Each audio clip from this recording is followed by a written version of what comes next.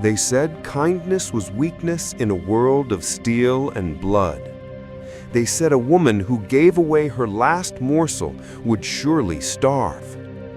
But when Sister Marguerite pressed that final piece of bread into the trembling hands of a dying Crusader, she had no idea that this one act of mercy would shake the very foundations of her world and change the fate of an entire kingdom forever. What happened next will leave you breathless. The Abbey of St. Catherine sat like a lonely candle in the darkness of the French countryside. Its stone walls, weathered by centuries of wind and rain, held within them 23 women who had sworn their lives to God. Among them was Sister Marguerite, a woman whose gentle heart burned brighter than the altar candles she tended each morning. It was the winter of 1247, and the world outside those sacred walls was drowning in chaos. The Seventh Crusade had torn through Europe like wildfire, leaving behind a trail of broken men and shattered dreams. King Louis himself had called upon every able-bodied man to take up the cross and march toward the Holy Land.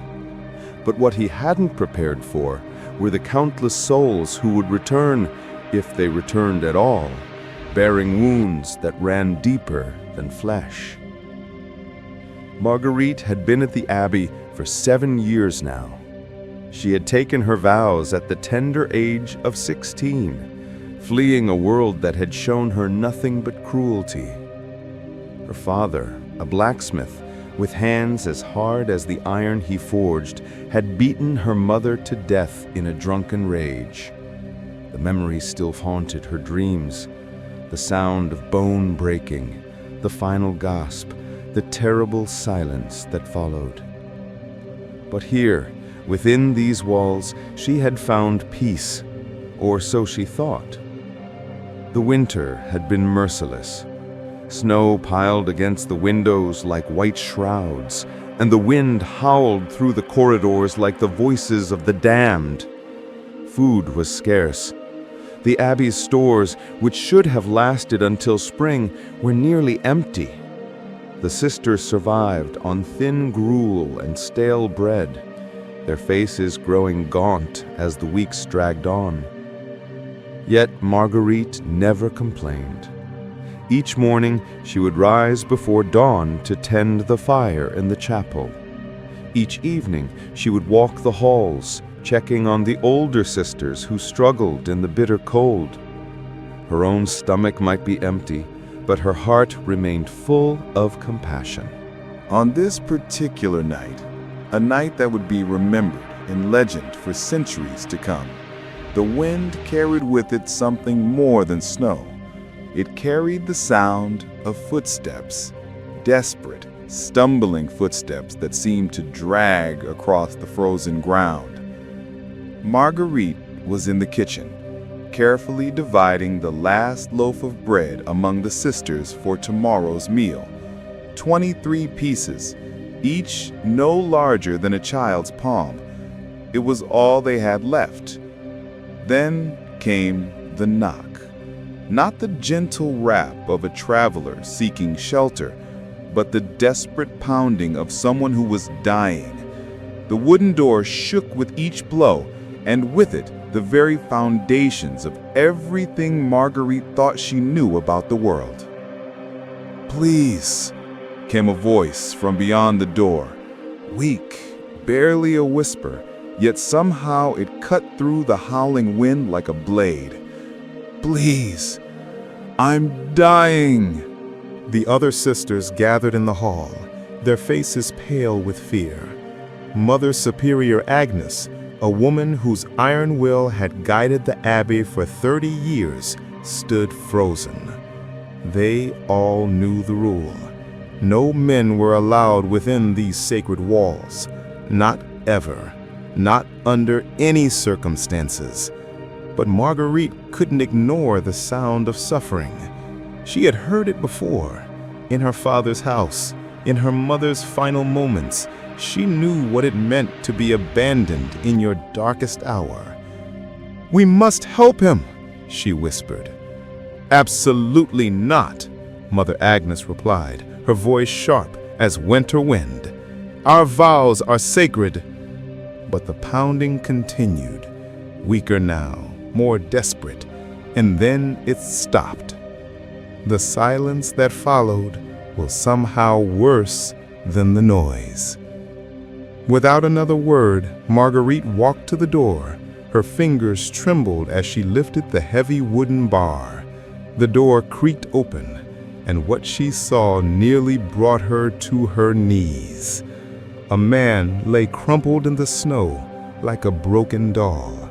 His armor, once gleaming silver, was now dented and stained with blood. A Crusader's cross was barely visible on his chest, nearly obscured by mud and gore. His face, what little she could see beneath his helmet, was pale as death itself. But he was breathing, barely. So she knelt alone in the snow and dragged him inside. The man's breathing was shallow, labored. Each breath might be his last. His armor bore the marks of terrible battle, sword cuts, arrow holes, the brutal evidence of a war that had shown no mercy. "Remove his helmet," Mother Agnes commanded, her voice steady despite her obvious terror. The helmet came away slowly, revealing a face that took her breath away. The man couldn't be more than 25, with strong features and dark hair matted with sweat and blood.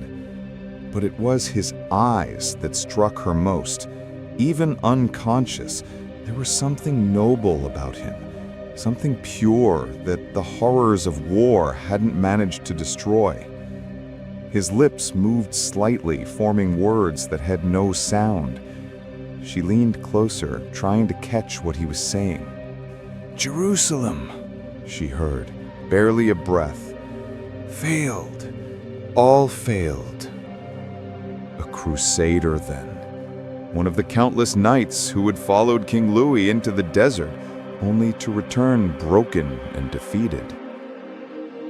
"He needs food," Marguerite said, looking around at the circle of sisters. "And warmth. He's dying of cold and hunger." "We have no food to spare," replied Sister Catherine, the abbey's treasurer, a thin, angular woman whose eyes held no warmth. "You know our situation. If we feed him, one of us will starve." But Marguerite was already moving toward the kitchen. In her hand was her own portion of bread, the small piece that was meant to keep her alive until tomorrow. Without hesitation, she dipped it in the weak broth they had saved for the morning meal. "Sister, no," warned Mother Agnes. "That's your only food. Without it, you may not survive the night." Marguerite paused at the doorway. She looked back at the man lying on their stone floor, his life slipping away with each labored breath. And then she looked at her sisters, safe and warm despite their hunger. "My Lord gave his life for sinners. Can I not give my bread to save this one soul?" She knelt beside the dying knight and began to feed him. Drop by drop, she coaxed the broth between his lips.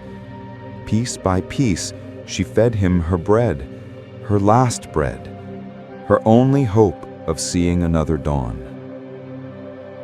The man's eyes fluttered open as she worked.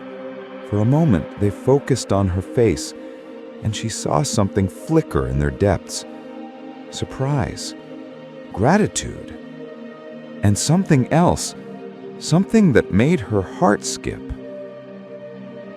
"Why?" he whispered, his voice barely audible. "Because you're human," she replied simply, "and because Christ commands us to love." He tried to speak again, but sleep claimed him. His breathing grew stronger, steadier. Against all odds, he would live through the night. But as Marguerite rose from his side, she felt the first pangs of true hunger. Her stomach cramped painfully. Her head began to spin. She had given away her last hope of survival to save a complete stranger. What she didn't know was that the man sleeping in their hall was not just any knight.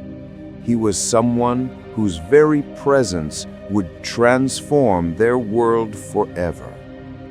Can you imagine the shock that awaited them when dawn finally broke?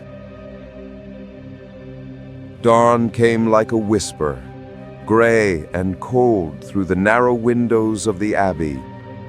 Marguerite woke to find herself weaker than she had ever been in her life. Her body felt hollow, her limbs heavy as lead. The hunger gnawed at her like a living thing, but still she smiled. The night had lived through the night. Her sacrifice had meant something. She struggled to her feet and made her way to the main hall, expecting to find the stranger still recovering from his ordeal. Instead, she found the other sisters gathered in a tight circle, their faces pale with something that looked like terror. "What is it?" she asked, her voice barely a whisper. Mother Agnes turned to her, and Marguerite saw something in the old woman's eyes she had never seen before. Fear. Raw, undiluted fear. The circle of women parted, revealing the knight, but he was no longer lying helplessly on the stone floor. He stood tall and proud, his armor cleaned and polished as if by magic. The dents and stains were gone. The tears in the metal had somehow mended themselves. He looked like something from legend, a hero from the old stories. But that wasn't what had frightened the sisters. It was what he held in his hands. A banner, not the simple flag of a common knight, but something magnificent and terrible. Golden thread glittered in the morning light, depicting a lion rampant beneath a crown, the royal arms of France. But above it, worked in silver that seemed to glow with its own light, was another symbol, one that made every woman in the room tremble. The sacred cross of the Knights Templar. "My ladies," the knight said, and his voice was strong now, commanding, nothing like the dying whisper of the night before. "I am Sir Gideon de Montfort, commander of the Temple, knight of the Sacred Cross, and sworn guardian of His Most Christian Majesty, King Louis VII." The sisters fell to their knees as one. They all knew the stories of the Knights Templar, the warrior monks who had fought beside kings, who possessed wealth beyond imagination and power that rivaled the church itself. They were legends made flesh, and one of them stood in their humble abbey. But Marguerite remained standing. Weakness or not, something inside her rebelled against the sudden transformation. "Why?" she asked, the single word cutting through the reverent silence. Sir Gideon turned to look at her, and she saw recognition in his eyes. He remembered her. He remembered the bread.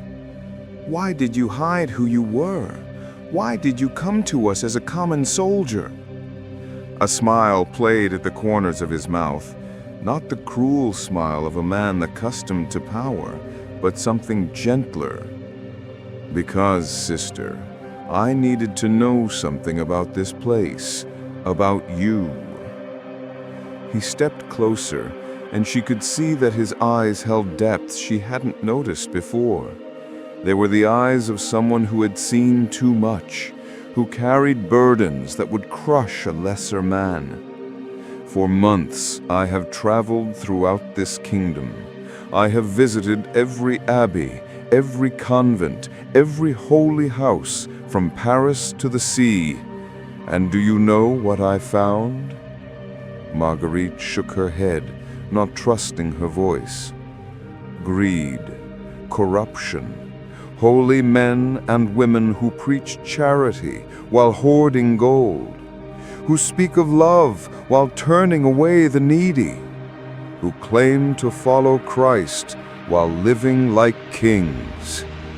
His words struck the room like physical blows. Several sisters began to weep.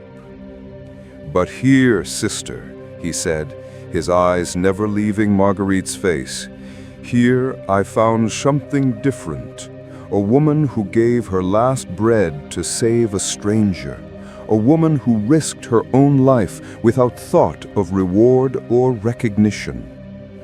The banner in his hands began to glow brighter, the silver cross seeming to burn with holy fire.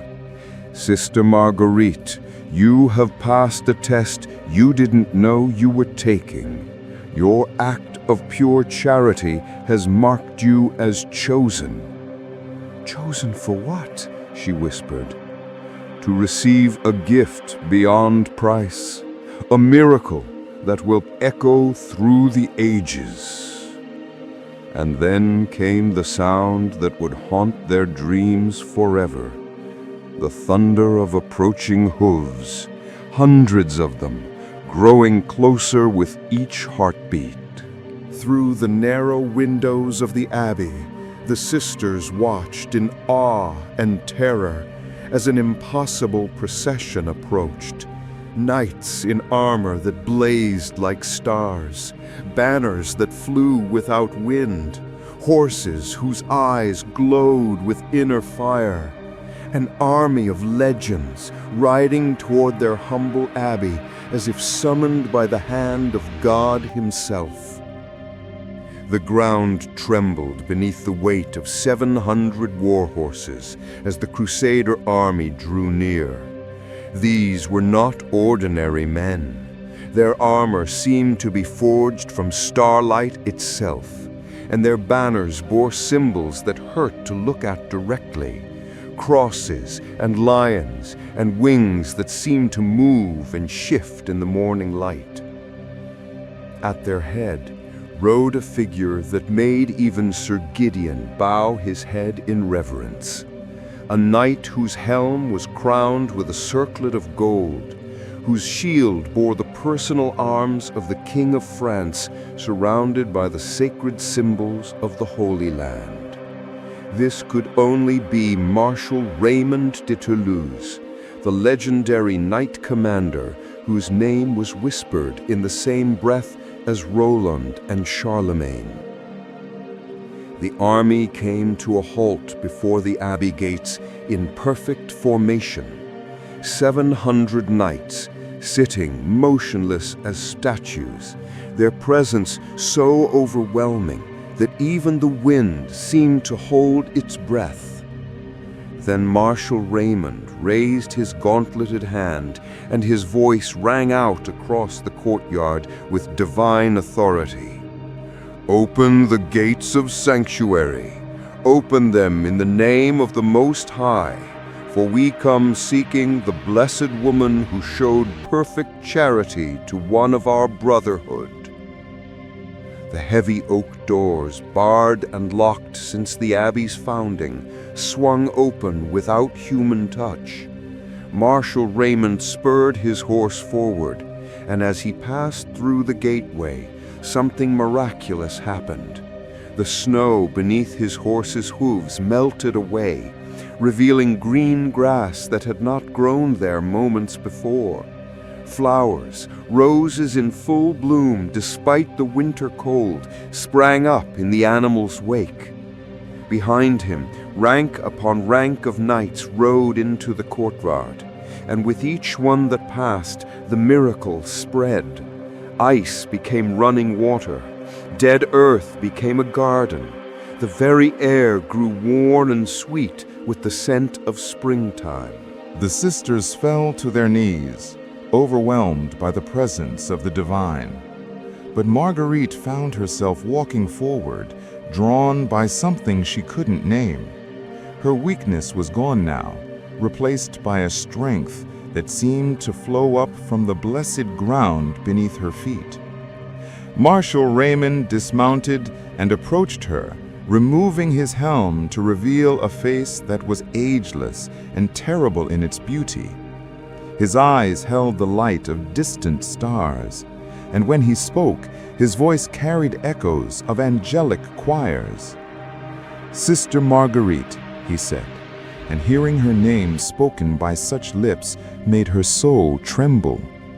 "Daughter of charity, beloved of the Most High, do you know what you have done?" She shook her head, unable to find words. "Last night, when you gave your bread to a stranger, you fulfilled a prophecy spoken by the mouths of saints.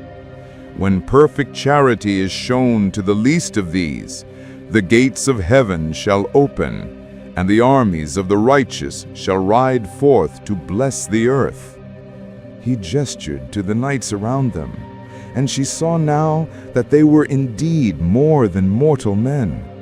Their faces held a light that spoke of realms beyond the world she knew. "We are the Crusader army of the divine," Marshal Raymond continued. "Knights who died in the service of the Holy Land, but whose sacrifice was so pure that death could not claim us. For 700 years we have waited in the blessed realm between earth and heaven for a sign that perfect charity still existed in this world." 700 years. The number struck her like a physical blow. These were not knights of King Louis, but warriors from the very first crusade. "Your act of selfless love," Sir Gideon said, moving to stand beside the marshal, "has torn aside the veil between worlds. We have been given leave to return, to bestow upon you a gift that has not been seen on earth since the days of the apostles." "What gift?" Marguerite whispered. Marshal Raymond smiled, and the expression was so radiant that several sisters swooned from its beauty. "The gift of abundance, daughter. You gave away your last bread, and in return you shall never want for anything again." He raised his hand toward the sky, and clouds began to gather overhead, not the gray clouds of winter storm, but golden masses that gleamed like burnished metal. From them began to fall not snow or rain, but something that made the sisters cry out in wonder. Bread, perfect loaves, golden brown and still warm from heavenly ovens, drifting down from the sky like gentle snow. They landed softly on the ground, on the roof of the abbey, in the outstretched hands of the amazed nuns. More bread than they could eat in a year. Bread that tasted of honey and starlight and the very essence of divine love.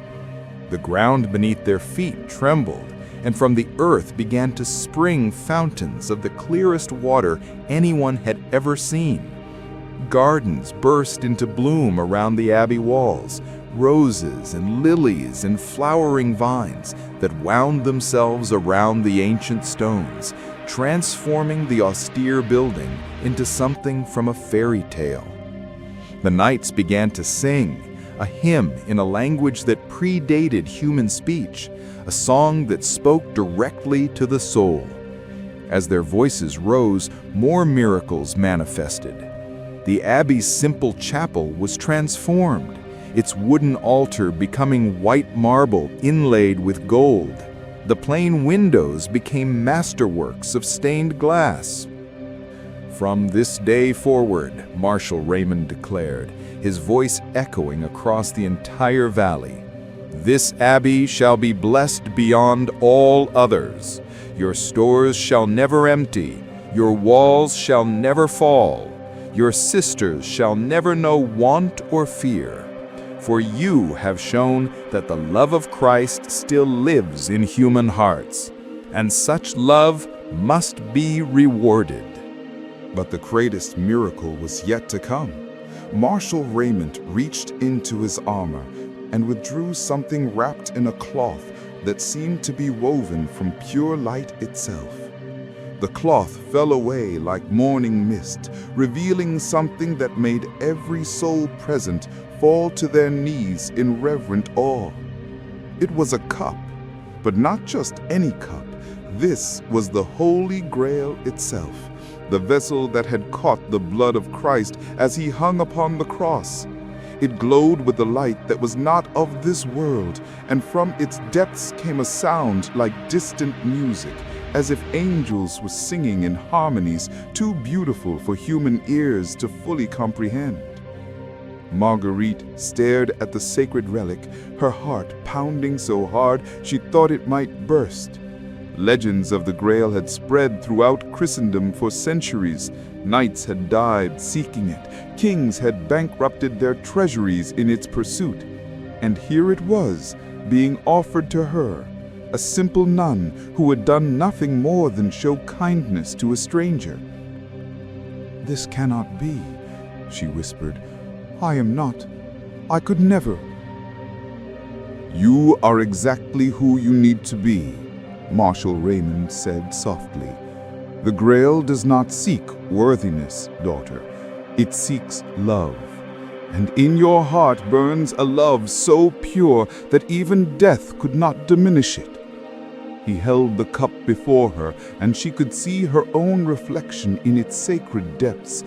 But the face looking back at her was somehow different, brighter, more radiant, touched by something divine. For 800 years, this cup has been hidden from the world, protected by the Brotherhood of Templar Knights who gave their lives to keep it safe. We have carried it through wars and plagues, through the rise and fall of kingdoms, waiting for the right moment to entrust it to mortal hands again. "But why now?" she asked. "What has changed?" Sir Gideon stepped forward, his expression grave.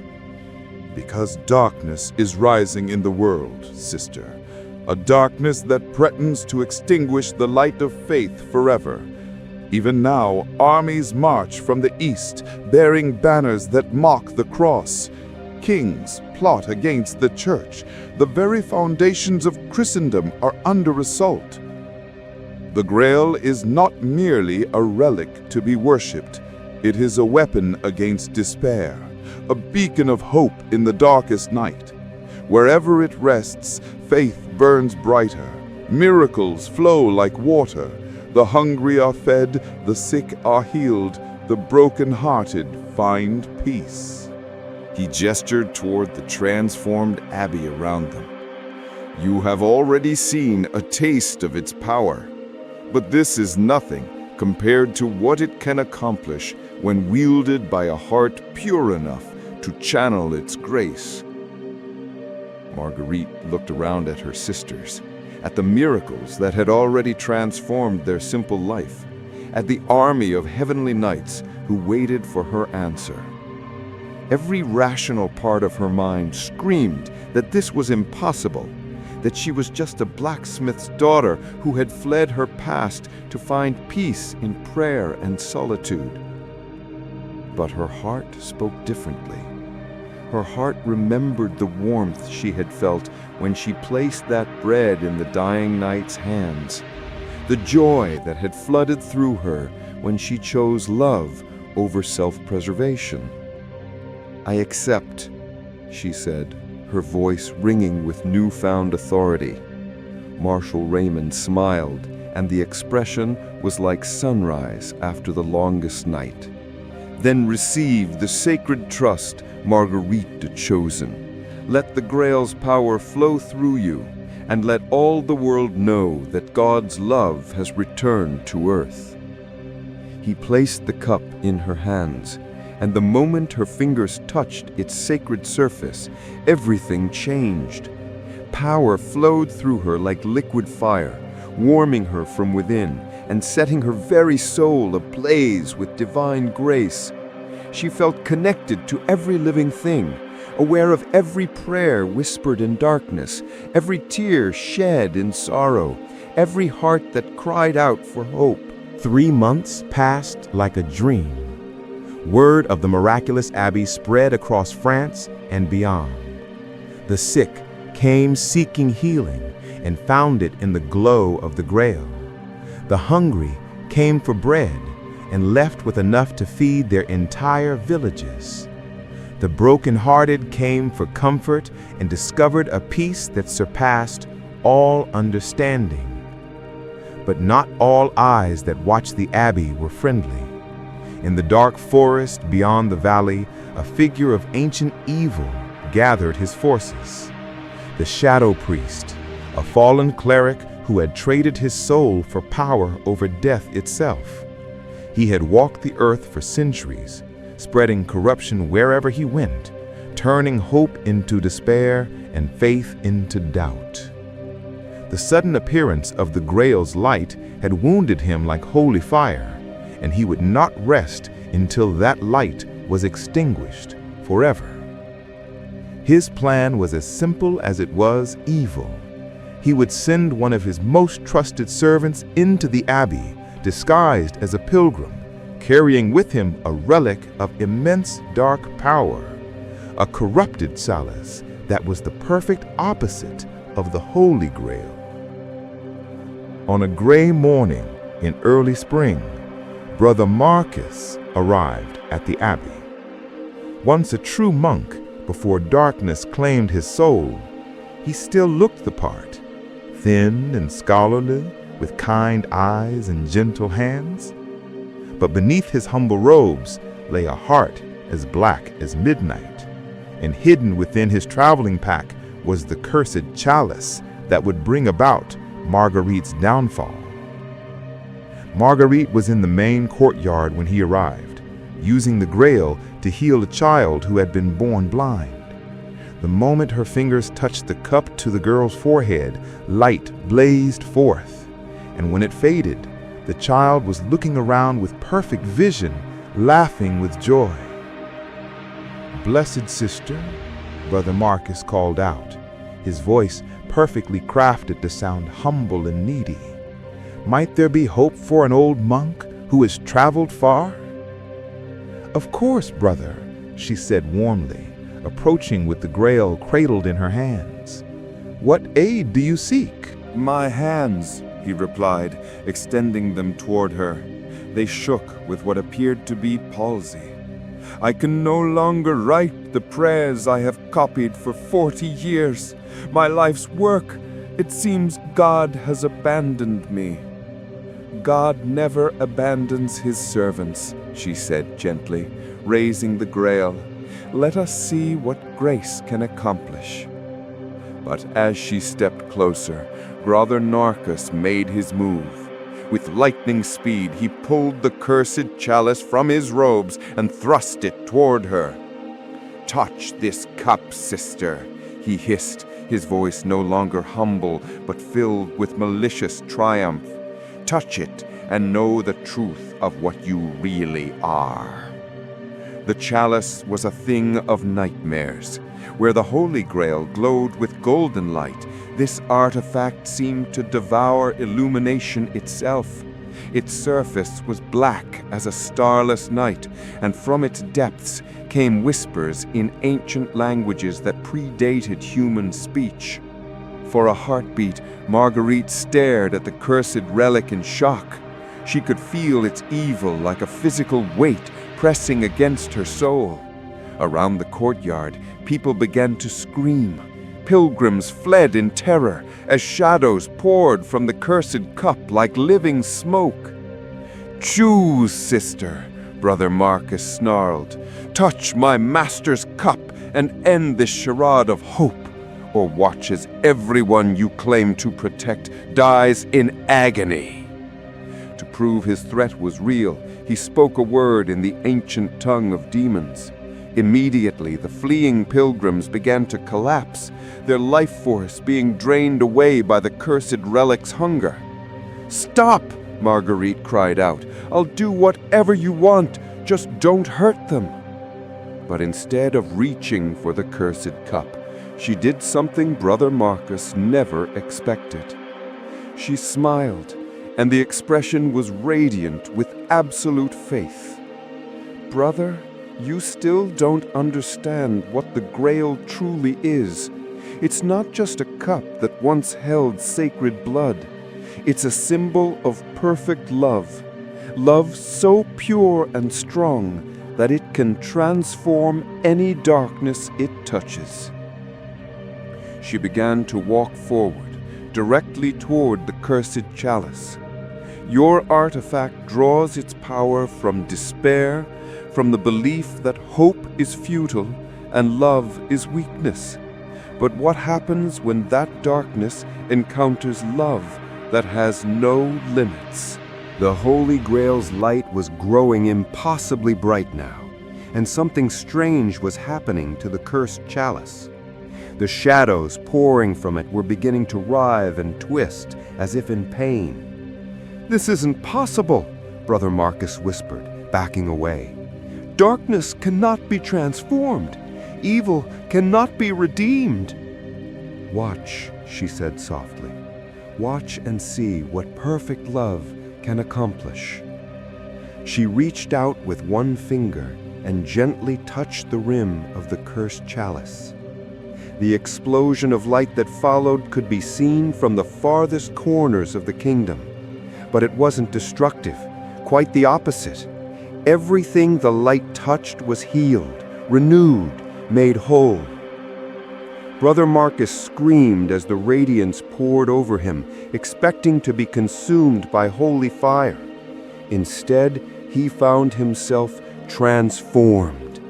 The corruption that had festered in his soul for decades was burned away, leaving behind the man he had once been, a true monk who had devoted his life to copying prayers. He fell to his knees, sobbing with joy and relief. "Sister, what have you done?" "I have shown you that no darkness is so deep that love cannot reach it.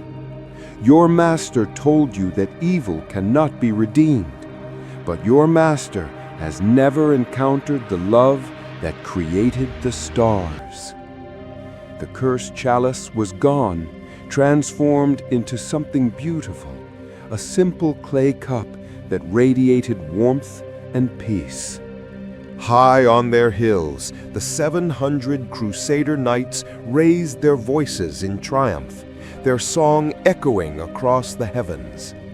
In the distance, hidden in his forest lair, the shadow priest felt his servant's transformation like a physical blow.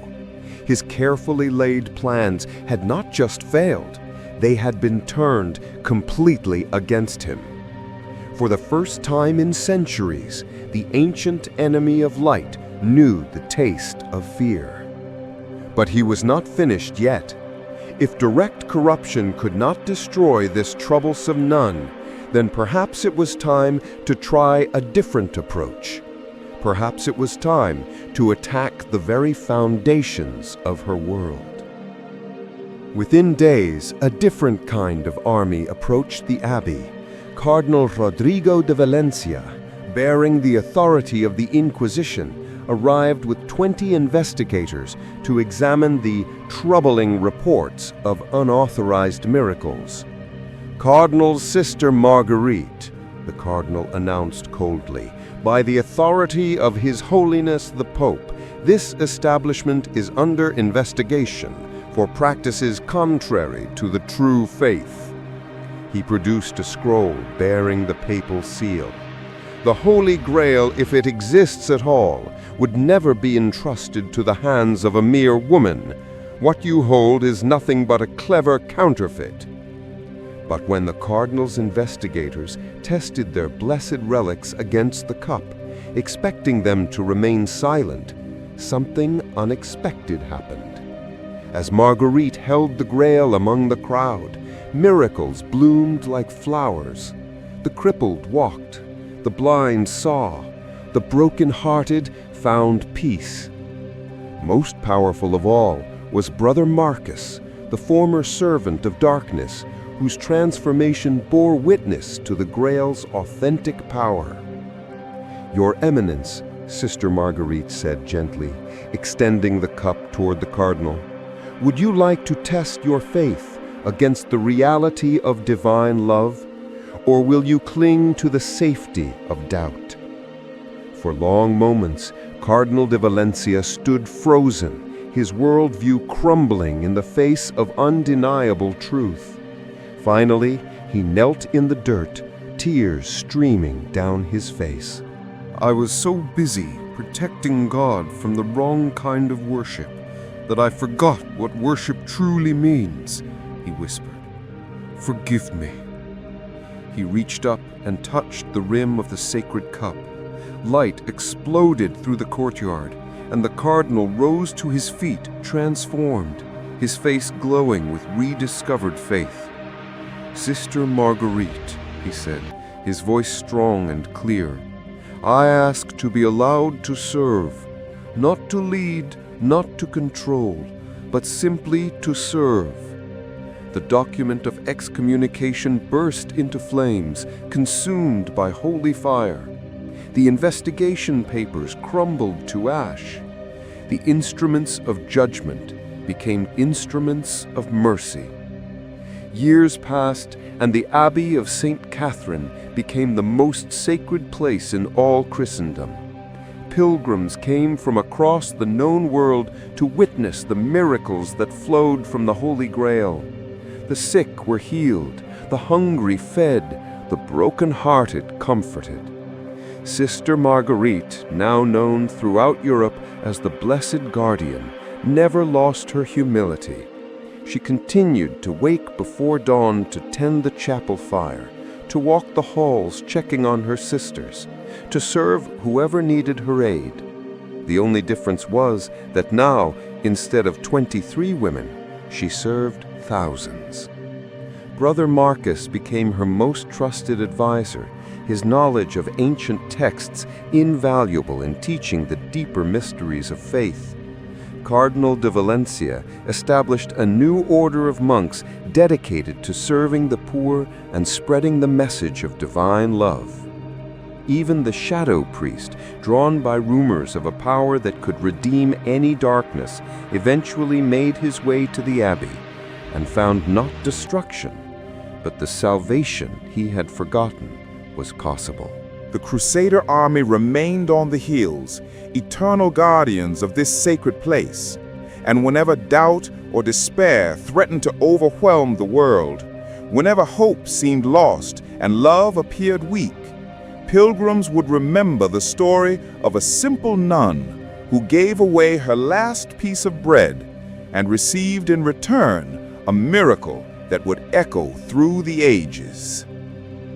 In the end, Sister Marguerite's story teaches us the most profound truth of all, that love is never wasted, kindness is never futile, and no act of genuine charity, no matter how small, goes unnoticed by the divine. When we choose to give rather than hoard, to serve rather than be served, to love rather than fear, we open doorways to miracles we never imagined possible. The greatest treasures in life are not earned through ambition or power, but received through the simple willingness to care for others as much as we care for ourselves. True wealth flows not to those who grasp and grab, but to those who open their hands and hearts in perfect, selfless love.